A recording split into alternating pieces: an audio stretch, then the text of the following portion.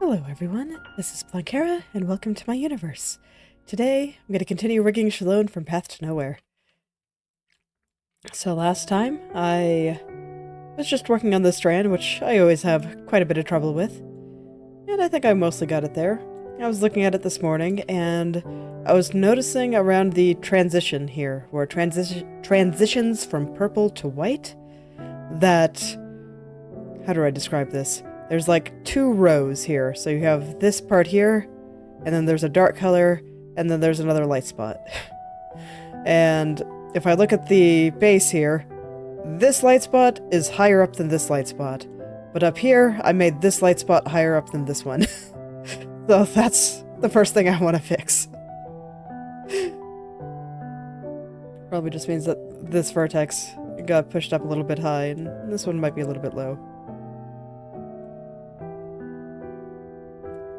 Because I actually do think that little detail is important here. It matters. I was noticing that because it made the movement from the top head turn to the upper left a little bit awkward. And yeah, now that it's a little bit better, it's...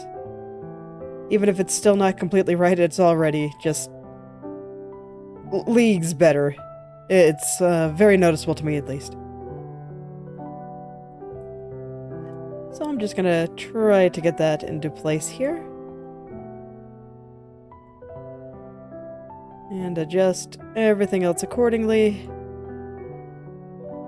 And go from there. So I still need to align everything with the top head turn. But I wanted to correct that first, because it was making it a bit hard to align everything. Okay.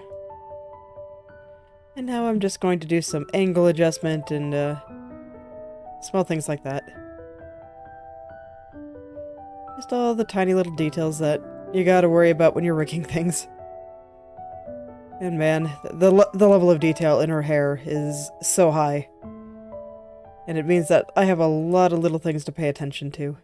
It's a little bit scary sometimes. But it's okay, I'll get it. Just kind of straighten some things out here. And I think all should be well. I'm trying to keep it looking mostly the same as it did on the left side, just a little bit higher.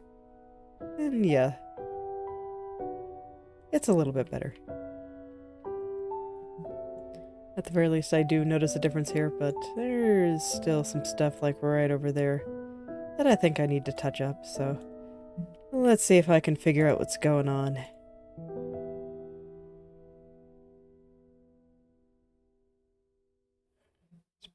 Probably just something about where the outer vertices are located. Yeah, it's a little bit better. It's like I didn't want this strand to move very much. It is lower on her head, so I feel like it's close enough to the front that it still goes up a little bit, but I feel like it goes up less than some of the other parts, just because it's a little further in the back. Ah yes, and I also remember that when I ended yesterday, I was looking at the left head turn here, and that some things were not looking very good on that strand that I needed to fix up before I moved on, and I just somehow completely forgot about that this morning. Perhaps I should be taking more notes. I say this, but even if I did, I probably wouldn't read them, so it's fine. I typically remember in the end.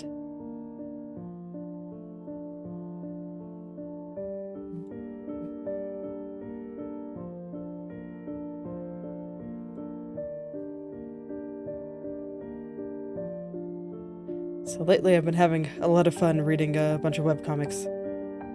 And the other day I caught up with Doombreaker, and I thought it was pretty okay.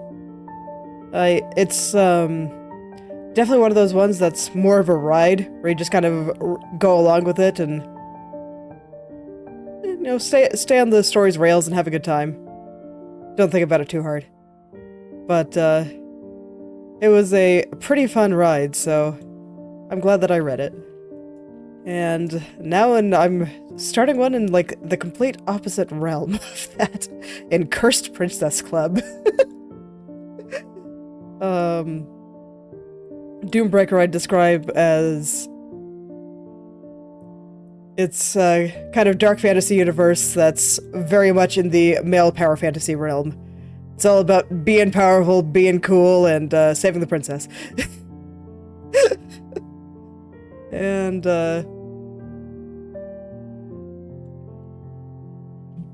yeah, so it was a pretty fun ride there, and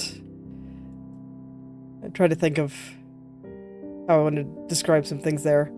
I feel like the world building was overall put together pretty cohesively, and it just felt a little more video gamey than I typically like in my world building, but they made it work. I mean, it was clearly, like, the point, so I wouldn't take that as a criticism. And that would just be personal taste on my part. But it was put together pretty well, and the way they used the various video game elements I thought worked. I had a pretty good time with it. The characters were all strong. They all had pretty good reasons for doing what they're doing, and I never really felt like the world was bending over to suit the protagonist's needs.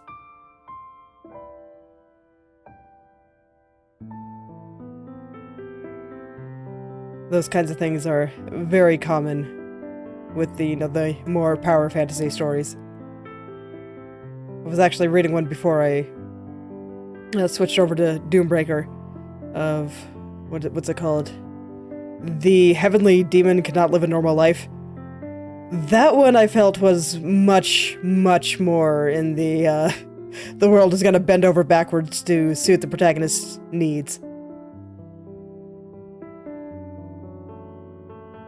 But yeah, so yesterday I started Cursed Princess Club, which is like the complete opposite of all of those. It's a very floofy, girly thing. And very wholesome and cute.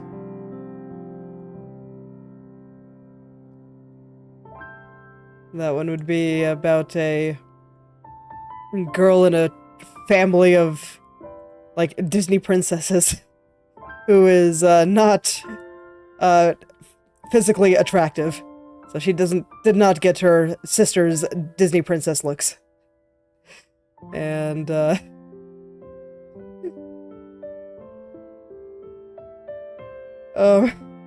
some people are being a little bit mean to her. I'm still fairly early on, so that's about as far as I've gotten, but oh man, I just wanted to give her a hug.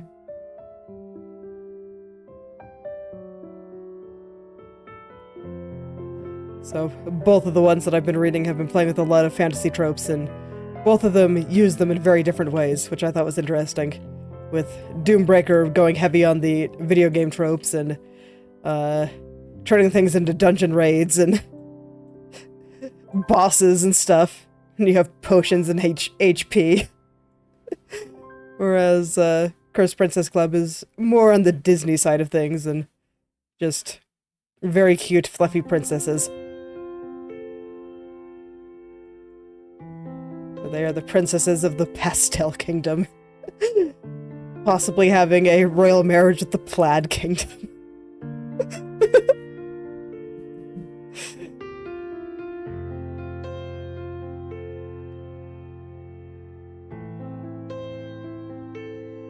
This is where I realize that my taste in media that I like is very, very broad.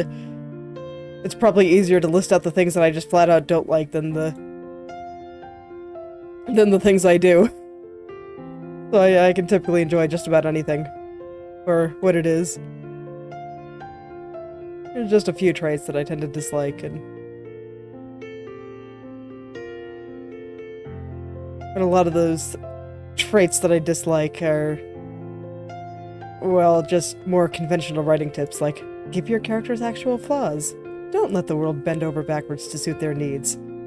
It's okay for your characters to be wrong sometimes, and stuff like that.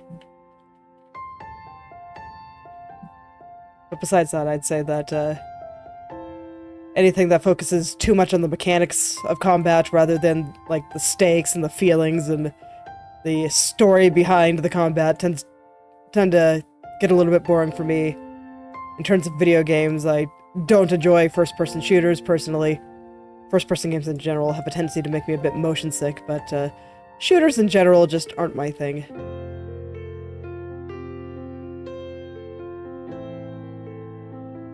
That's about all I can think of off the top of my head. I'd have to really think about it otherwise.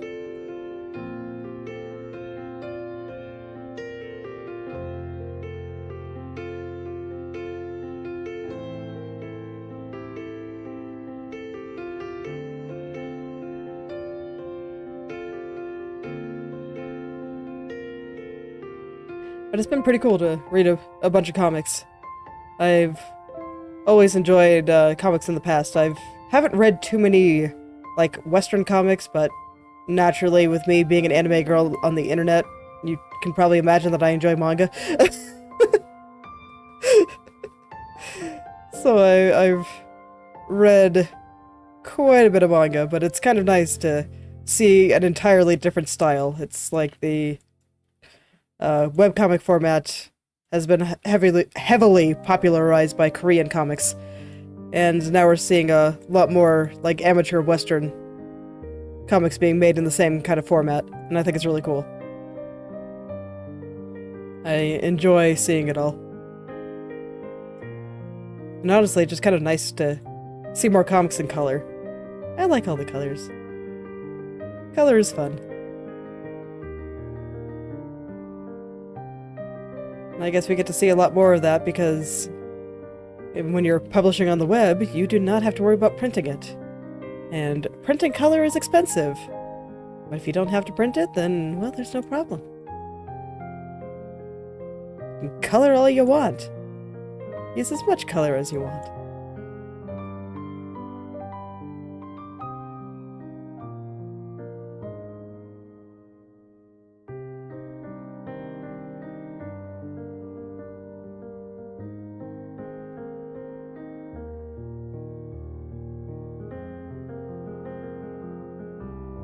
I also kind of like analyzing different mediums for that.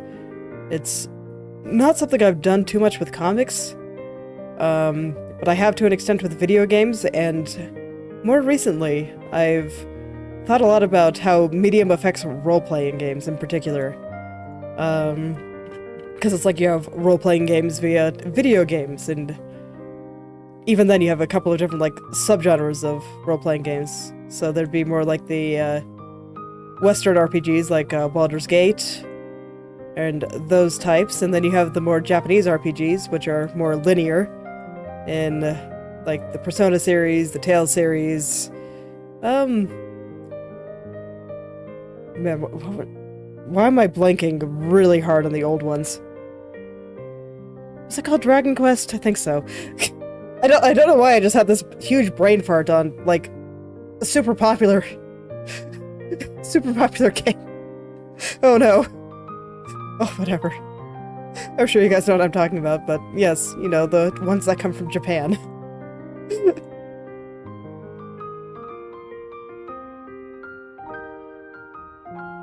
And just the differences there, in terms of, with Japanese RPGs typically being much more linear,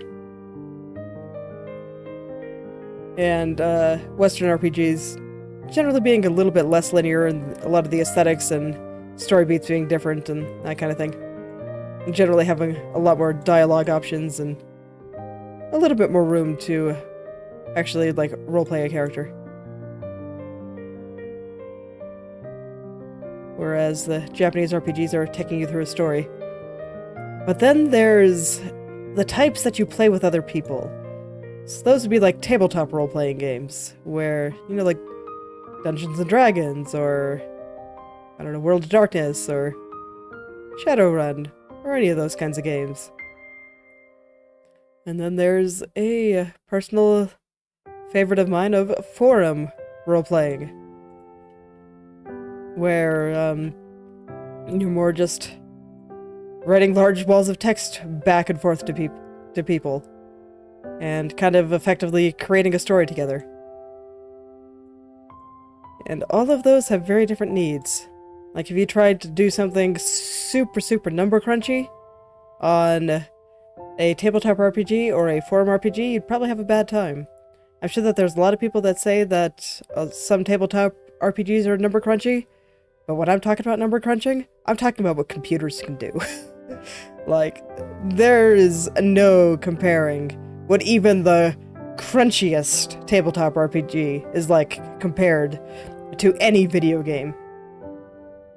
Just the amount of numbers that a computer can run in, you know, no time flat is incredible. Like, computers are amazing.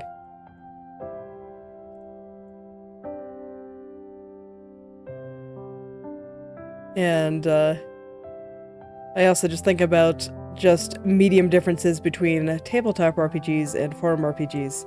Because I think one mistake that people that are making forum role-playing games make is that they think that they can copy video games or tabletop RPGs and get good results. But I don't think you can. Because the way you play these things are very different. It's like, you know, video games will have the numbers. Computers can crunch the numbers all you want. So, recently I've been seeing a lot more people look to tabletop RPGs for ideas for how to make systems on forum role-playing, and I don't think it's a good idea. Just the way you play them is different. With a tabletop RPG, you're generally playing with a fixed party, often a group of friends, and people are, you know, typically not coming and going. You're not gonna play more than, like, probably one character. Maybe you'll play two. I don't think that's especially common, but I can't say that I've played too many tabletop games myself, so it's possible. Whereas on a forum roleplay, it's not uncommon for people to play 5 or 6 characters, and for there to be like 20 or 30 people. And the rules, when you scale them up that high, start breaking a little bit. Further, conflict between player characters is far more common on a forum roleplay. I'd go as far as to say it's half the appeal. Whereas in a tabletop game, the party's probably going to be sticking together. They might butt heads occasionally, but you're not going to be like actively looking to make enemies of the other people playing with you. Typically, you're a party, and you go out and you do stuff together. And so the way that these are played are very, very different. But for whatever reason, people think that they can just wholesale adopt a tabletop role-playing game that is not meant to be played the same way and get good results. And I just always look, and I'm just like, I have not seen anyone achieve good results by doing stuff like this. It's like I did see a group that was around for like a year, but they are deliberately limiting the size of their group. I don't think that they advertise very much. And they say that you can't play more than 3 characters. And even then, most people there only play 1. So they play a little bit more into how you're actually supposed to play a tabletop game. They just kind of do it on a forum. Also in Discord.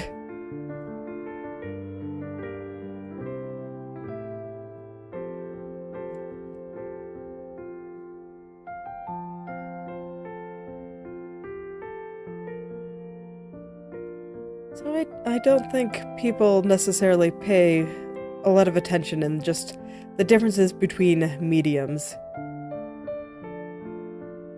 When it comes to games in particular. It's like I think people do when it comes to like art and stuff. Sometimes I see people trying to imitate traditional painting digitally. But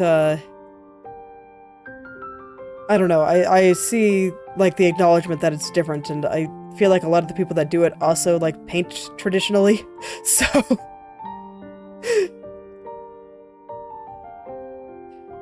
For whatever reason, when it comes to games, some people think that you can just copy ideas one-to-one and get good results, and it doesn't go well.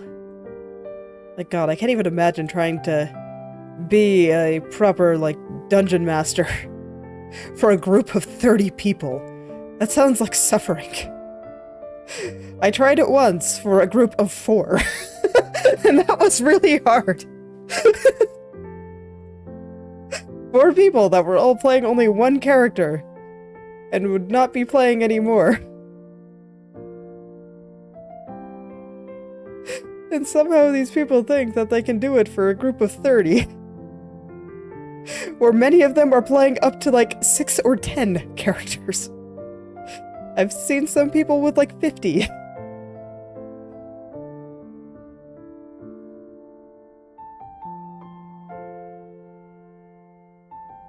It's wild, man. Game design is kind of an interesting topic. It's a much younger field than like the visual arts or music or a lot of these other things that we do. Just because video games in particular are a fairly new phenomenon, and a lot of games in the past were not necessarily developed, they just kind of happened. Like even as far back as Dungeons and Dragons, that is a game that just kind of happened. They just decided to write down some of the rules that they put together for some of their personal storytelling and released it so other people could play too, and it took off, but in the end, it was a game that just kind of happened. Whereas a lot of games now are actively being developed, like people are thinking about how all these pieces fit together. And it's very different. It's a very, very young field. Just reminds me that even when I think about chess, it is also a game that just kind of happened. And you can see it in some of the modern rules that are popular. Like en passant. people that don't play chess, that is a term for a special way of capturing pawns, where pawns can normally only move one space forward, but on their first turn, the first time that they move, they can move 2 spaces forward. And apparently somebody got mad that they could just jump past one of their pawns that was further forward and not be captured. So a rule called en passant got popularized that would let you capture the pawn anyway, basically. Because I guess somebody got mad. That's just what they did about it. They said, no, I'm gonna change the rules. And I actually believe that the fact that pawns can move 2 squares on their first turn was also not in the original rule set. I believe that was also changed at some point. If I am remembering my chess history correctly. So I guess somebody at some point just decided they wanted to be able to do that, and so enough people agreed, and it became the rules of chess.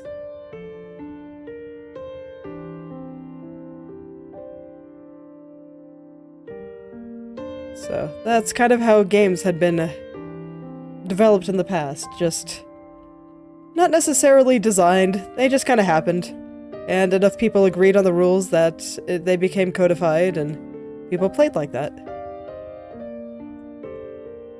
And now, we're actually very deliberately designing games, in the same way that we design the composition in a painting, or compose music, or any of those things. We're starting to figure out rules.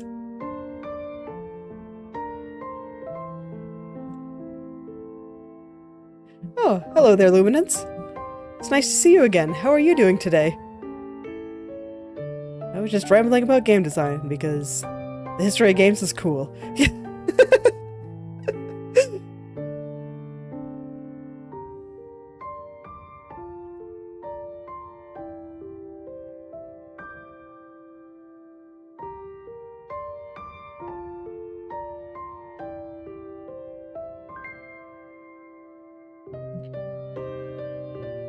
It's kind of unfortunate that the clocks determined that my stream was going to have to start an hour earlier, but alas, this is still the only time that I have to stream, so I am doing well. I've been in a pretty good mood today.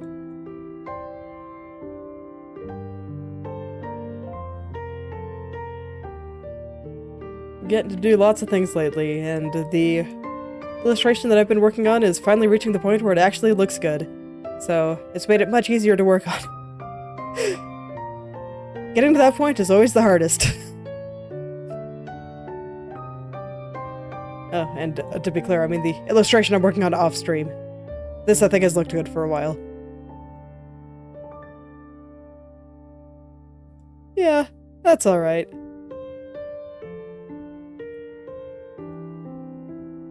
It's alright. Anytime that you can make it, I'll be here. And if you can't, it's okay.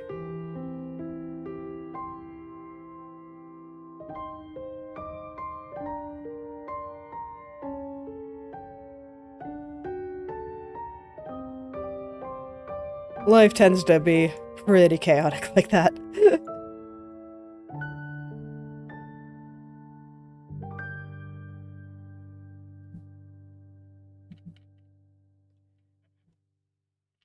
So right now what I'm poking at is that,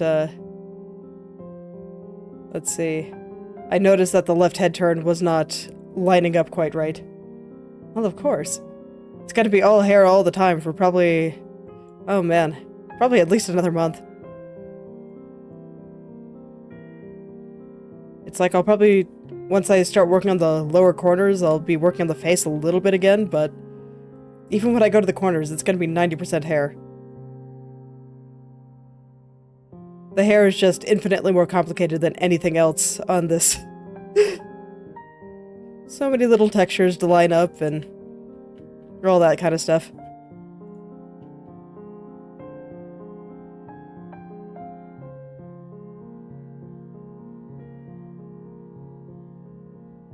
Well, it's just gonna be that way until I finally finish the head turn. But once I have that all finished, then, you know, I'll be done with hair forever. At least until the next model.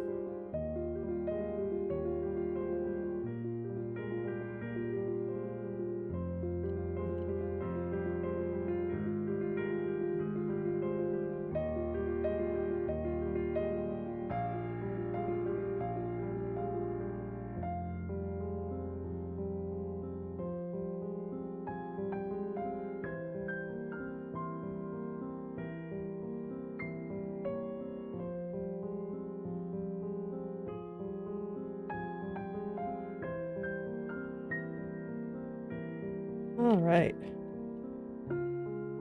Fortunately, I kind of had most of this all lined up here. Like I said, I just noticed that the left head turn was not lined up properly.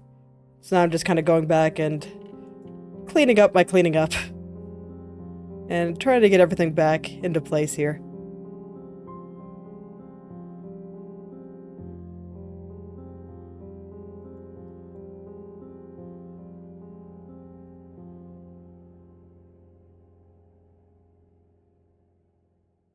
So in particular, I'm trying to pay attention to, like, where this loop starts and where it ends.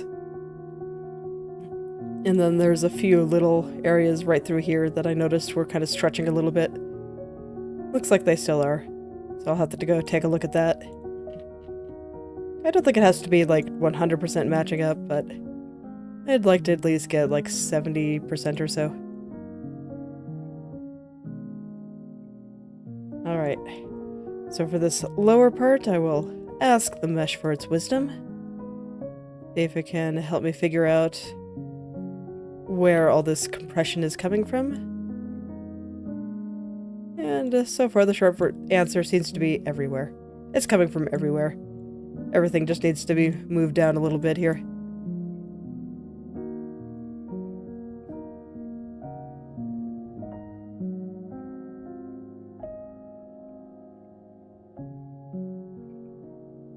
I think I can get away with making the strand a little bit longer. I think I might have made it a little bit too short anyway. So I'll just slide everything on down. Enough spacing between these vertices that they all have a bit of personal space here and there.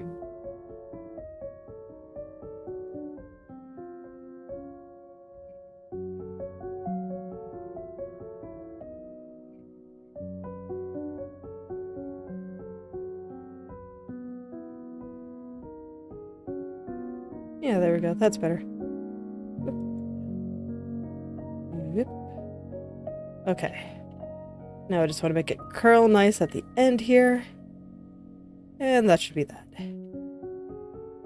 And I can go back to lining it up with the top, which is where I noticed all these problems in the first place.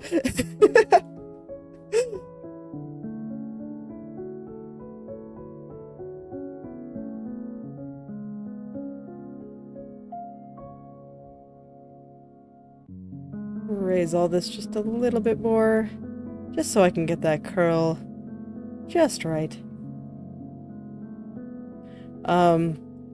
Because the front bang, when it is on, it swoops in and covers part of the strand that I'm currently working on.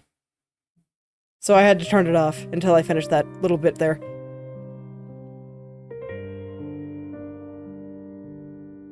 So we have a slightly balder than usual Shalom. I also had to hide the little piece that covers up the back of her head over here. Just because it was being distracting.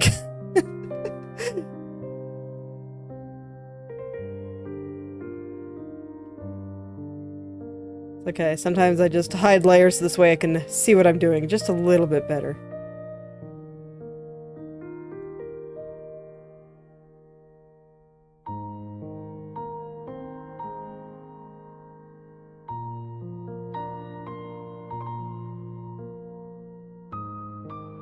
Yes, it is.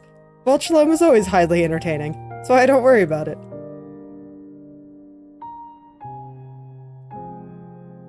My personal favorite was when I was just starting the initial head turn, and I had to do, let me see, I think it was like this. I had this one on, but like all the rest was off. And so she just looked like this.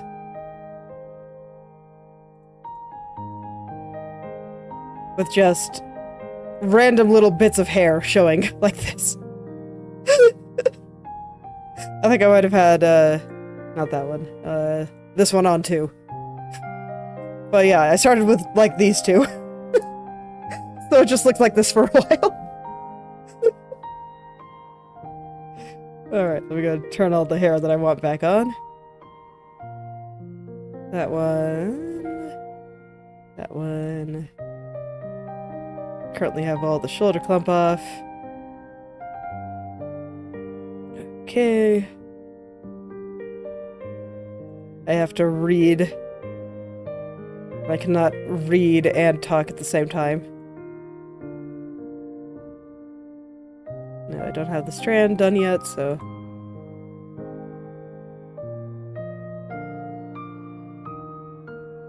And where's the last underneath layer? There it is. Okay.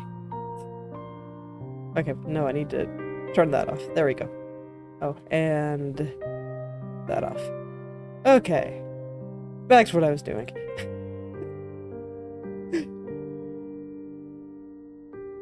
But I do enjoy the various states of hair that she can just be in. Just because it's hard to do the entire thing at once.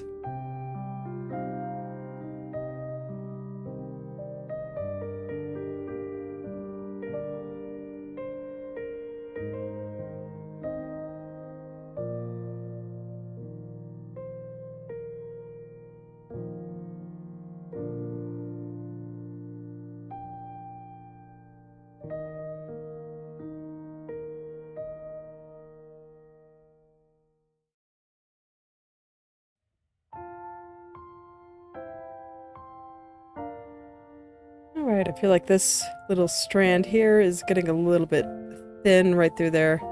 I probably just tucked that in a little bit too much. Yeah, there we go. Thicken it up down here too. There we go. Looking a little bit lumpy there, so let's fix that before I go test and make sure it looks good. Because, like, if it's that lumpy, I already know that it won't, so... Might as well fix it while I'm already zoomed in like this. It's so funny, because I can just start absentmindedly scrolling in and out to test things without really thinking about whether or not it's ready. It's pretty easy to go on autopilot when I'm just making tiny little changes like this. Yeah, there we go. Hooray. Okay.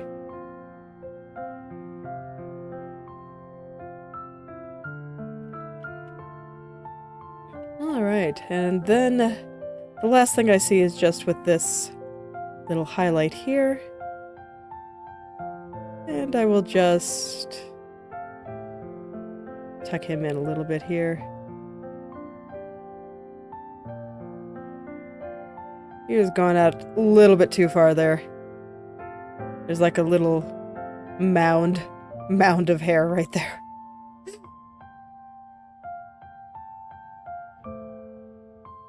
Yeah, there we go. Okay, now I can line it all up with the top head turn.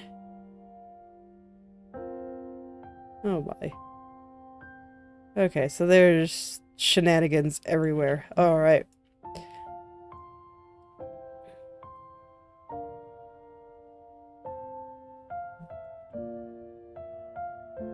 I'm never sure how obvious the things that I look at are, but I think this is one where it's a little bit more clear than usual. Just look how this, like, little loop of hair moves, where you can see that everything around it, like there's a part in the middle that comes down, the top and the bottom aren't in the right place, and the way that this little bit right here moves, just, it slides down and around and does all kinds of gymnastics. So that's why I say that I still have to line everything up.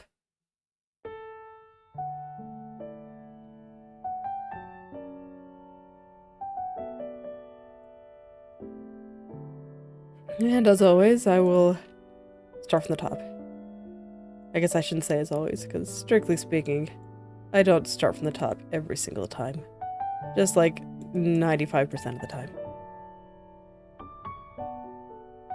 For now, I'm going to be focusing on lining it up with the upper left turn here. That is going to be my focus. And I'll take it from there once that part's done. And I just noticed that there's a bunch of stuff further up that needs to move. So we're going further up. This guy right up here, this little shadow. Not quite where he needs to be.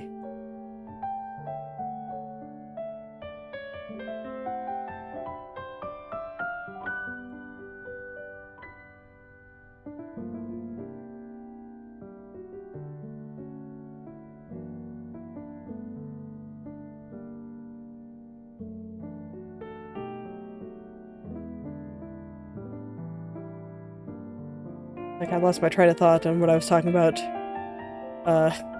in regards to games earlier. Just remember that I was talking about it being a fairly young medium that people are figuring out, and how there's all kinds of things that we're still kind of seeing, and that I think sometimes, especially people in amateur game design, forget what, you know, a specific medium is going to be good for. It's like, in this case, I mostly talked about what computers or other similar things can do better than what a human would be able to do in, like, a tabletop RPG, for example. But I don't think I ever talked about the reverse. Because there are actually a lot of things that humans do better than computers. And we're seeing a lot of that with how AI is developing right now. And AI itself has become somewhat of a buzzword. Like, we've had AI in games, strictly speaking, for quite a long time. It just isn't something that's meant to be perceived as intelligent. It's just something that will provide an interesting challenge throughout the games, you know, that's what determines enemy behavior and stuff like that.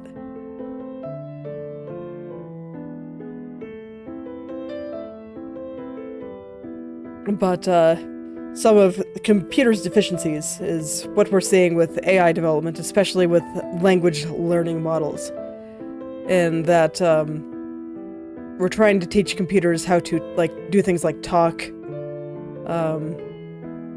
understand how to construct a sentence, what an image of a thing is.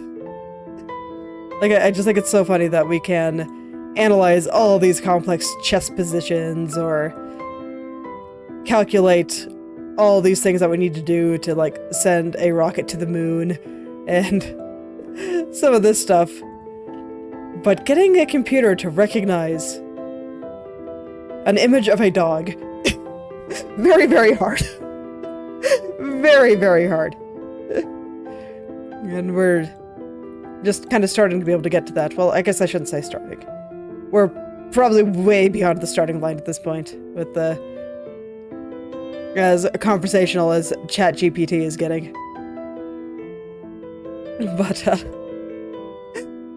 that's just one thing that I think is funny. So when I talk about role-playing games, and how even the crunchiest tabletop role-playing game will never be as number-heavy as even an average video game. Well, a tabletop RPG will always allow for better role-playing than a video game will. And that's just because the video game does not know how to react to a player making decisions, whereas a human can improvise.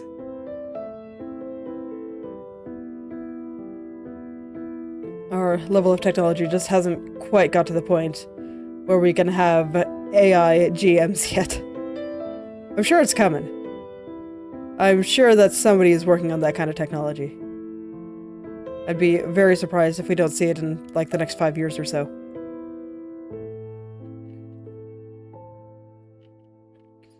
But that is another consideration of medium. It's like I played Baldur's Gate 3 recently, and it definitely did better than most games in acknowledging player decisions and giving different outcomes based on the choices you make. But even then, some areas still felt a little bit limited. And I think that's just kind of inevitable with computers as a medium as they are right now.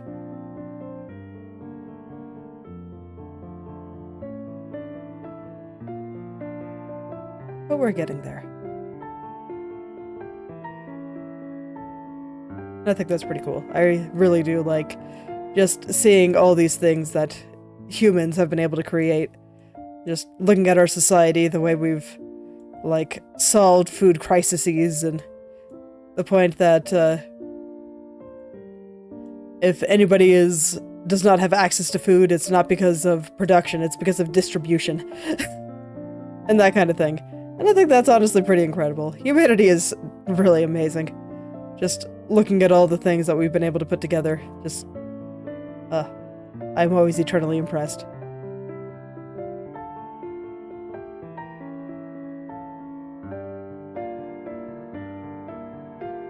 The number of things that are just so creative. Just looking at how machines were made and how we figured out how circuits and whatnot, how we put all that together, and dude, it's wild.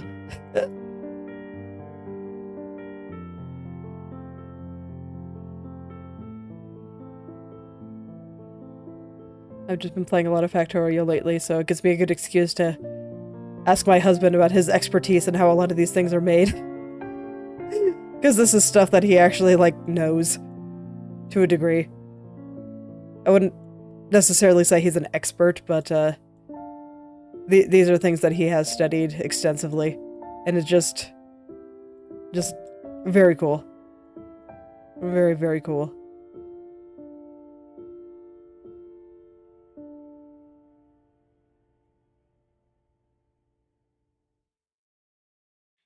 Like, it's still baffling me to actually know what's in plastic. That it's just, coal and oil. And then somehow that gives you plastic. Where it's like magic.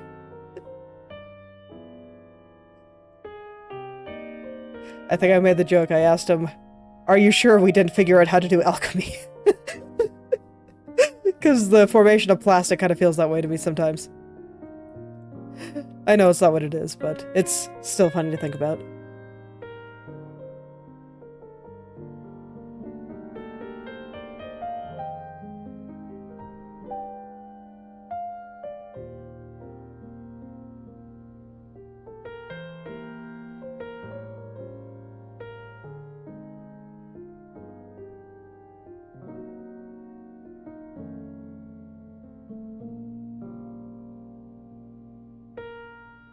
Alright, it's looking like I might need one more day to finish this strand. It's just not quite coming together.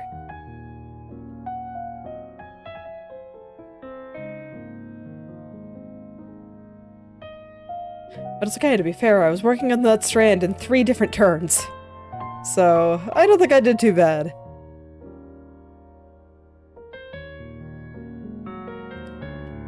But I can tell that it's just not wanting to cooperate with me. I'm actually thinking of taking a little break from it for the rest of the day and visiting it tomorrow. So I actually think I will. I think I'm gonna go look at some stuff over here for a little bit. But there's no way I'll be able to look at anything over there. Well, that's squirming up a storm like that. So I can go visit this bang over here for a little bit. It's like the top part actually looks pretty good.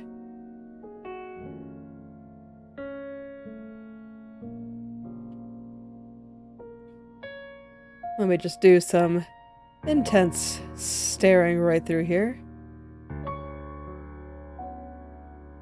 Okay.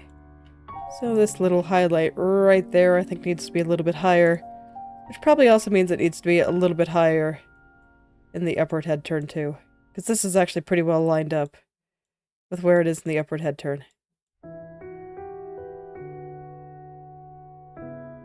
And to be fair, I think that I want this highlight to be a little bit higher in the upper left head turn, just due to the angle that I have her chin at, where she's kind of tilting her head back a little.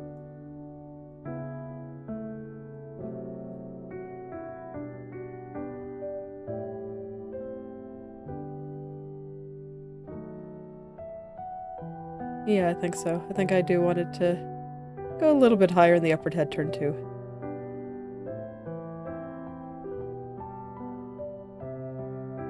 This is where I just start, you know, the corners are where I start noticing all kinds of issues.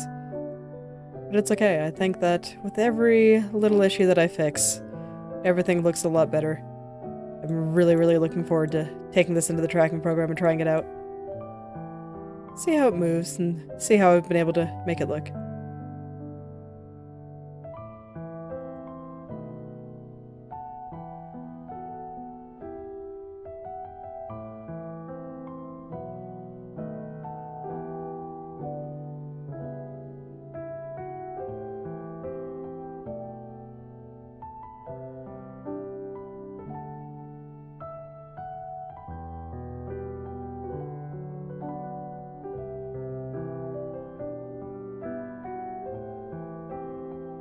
So right now I just want it to go up a little bit higher, and I'm going to try to make the distance that it all moves a little bit more consistent, and also fix up all of...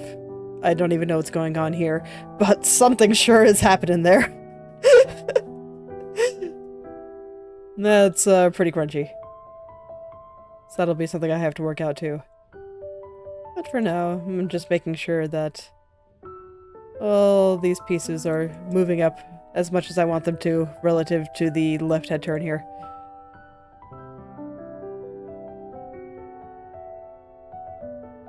Some of these I feel like are still a little bit too low down.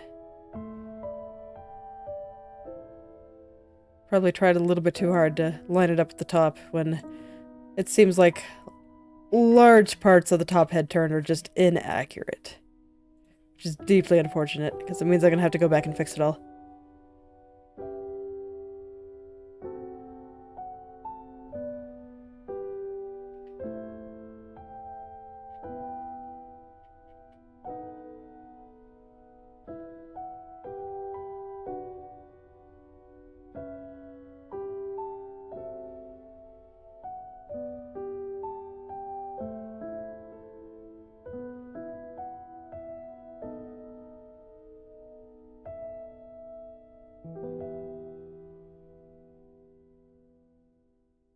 Let's see here. I kind of felt like the shadow spot was a little bit crunchy. So I'm just trying to figure out how to de-crunchify that. Like I said, I can kind of tell that my brain is getting tired, which is why I decided to jump somewhere else for a little while and just poke at this for a little bit. 'Cause I didn't think my brain was going to be able to put together that other strand in its current state.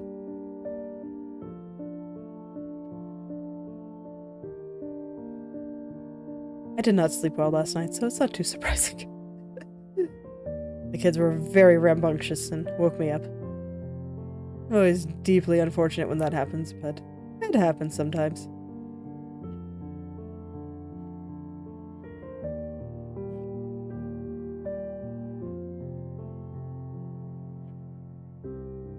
So I think for now I'm just gonna go and try to clean up some of that crunchiness that I see right around here.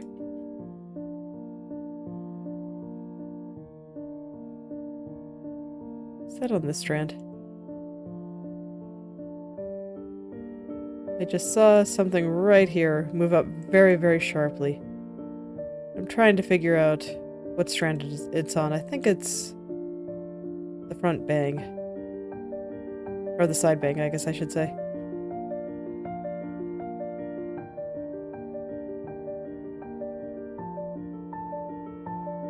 Yeah, I think that's moving up a bit too sharply, so let's go fix that. We'll just fix all the things.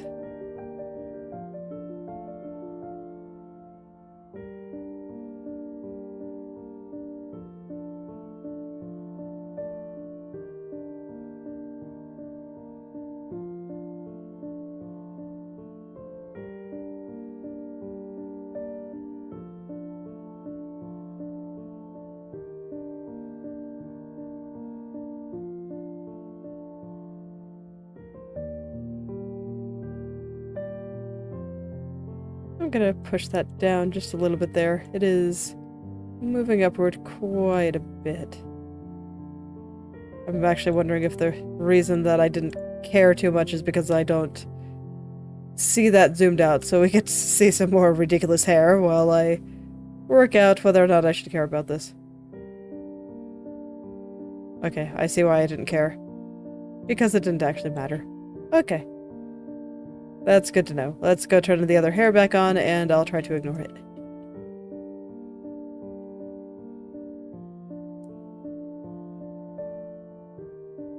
It's not quite as bad as it was, so hopefully it won't distract me while I'm zoomed in trying to figure out what's going on here. Okay. I think first things first, I'm just going to do some basic stuff to make these edges look a little bit nicer and also a little bit higher. So this way it looks like her head is being tilted back and everything is just kind of going a little bit higher here.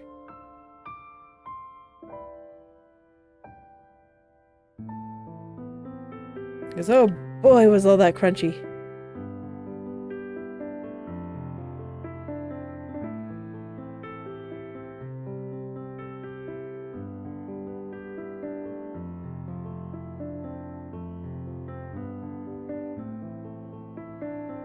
Alright, there we go. That's doing a little bit better. Still fairly on the quick and dirty end, but I just wanted to get the basics down. So this way I could look closely on how I want things to move. Alright, I think this black spot is a little bit too high. Fortunately, he looks pretty straightforward to push down.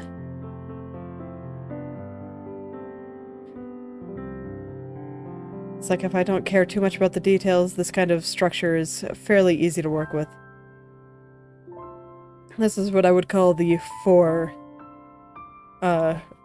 rows of dots mesh, because you can see there's one on the outside, then 2 on the inside, and then another one on the outside. So 4 rows.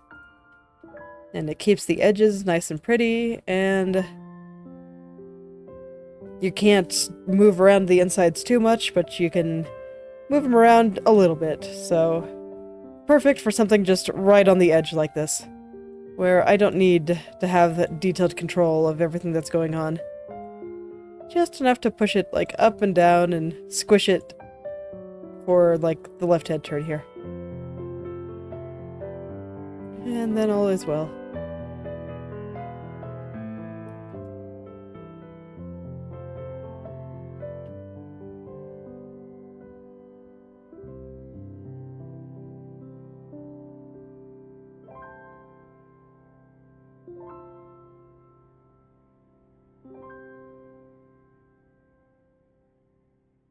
And I guess I haven't poked this area at all here. There's, well, it's a little bits of hair just kind of sticking out all over the place here.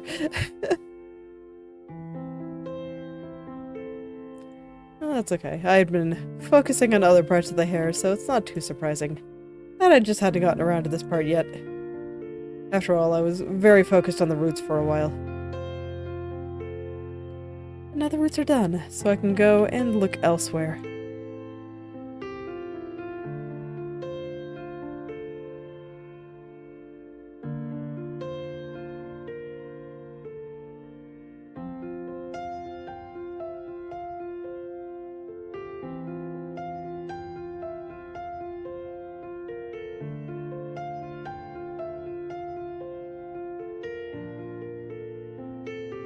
Let's see.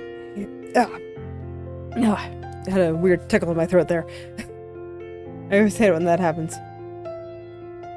I'm not sure if I just swallowed funny or if I happened a granola bar to hold me over before stream so I don't get too hungry. And sometimes I inhale a little grain that gets stuck in my teeth. So I'm not sure if that's what happened or if I just swallowed wrong. And I just had a sudden weird feeling. Bodies are weird, man. They're super weird.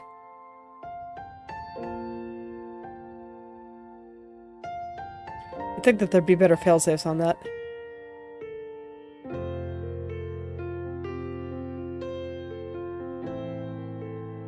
because of randomly choking on something in your teeth or on your own, like, saliva or something, just seems like quite an unfortunate way to go.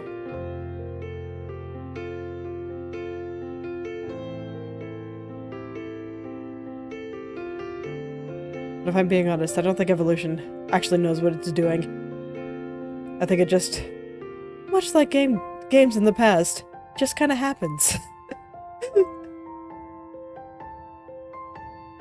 It reminds me of the story of why humans can no longer process their own vitamin C. Because there are many mammals out there that do not need to eat vitamin C as part of their nutrition, because their bodies can just make it. And when researchers were sequencing the human genome, we actually found that humans have the genes for it too, they're just not active.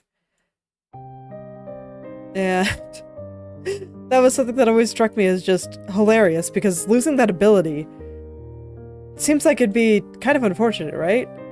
But it happened. Likely because at the time it happened, humans just happened to have a fairly large diet of fruit. Or, if not humans, or whatever our ancestor was at the time. Just happened to already be eating a large diet of fruit, and so they were getting plenty of vitamin C from elsewhere. And so when it started, our ability to produce vitamin C started shutting off, it just didn't kill anyone, and so they were still able to reproduce, and then passed on that deactivated gene, and well, here we are. Where we need to have vitamin C from our environment if we want to have it at all.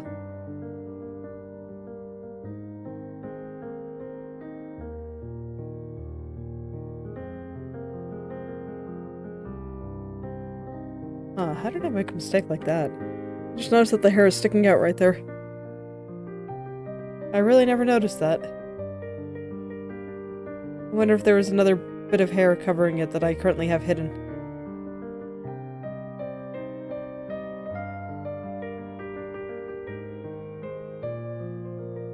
Well, I'll just slide it back under, I guess. There we go. No big deal in the end, but it's a little bit weird. I hope there aren't too many other things that I missed like that. Like, man, what is going on here? Did I really miss all that the first time through? It's like I went over this like 3 times, and somehow I never noticed that. Bizarre. Kind of hoping that something didn't happen to the model here, because it seems like I would have noticed that. Now I'm just concerned.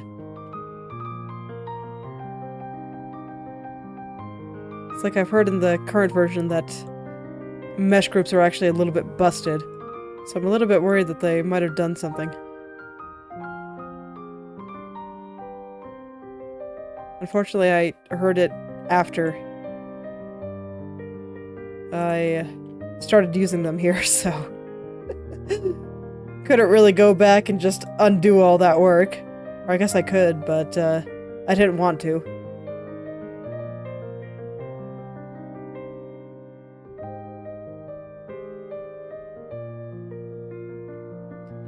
Alright, so I guess I'll clean up this a little bit more, and that'll probably be the last thing I do for today. Let's kind of start getting this into place. It's like most of the hair through here is covered up, so I might have to do a little bit of work down here, but otherwise that's probably most of the left side of her head done. Just with that. Just with me being too tired to go work on that difficult strand that I don't like. It's like maybe saying it like that is a bit rude, but I don't think it likes me much either, so I think it's okay.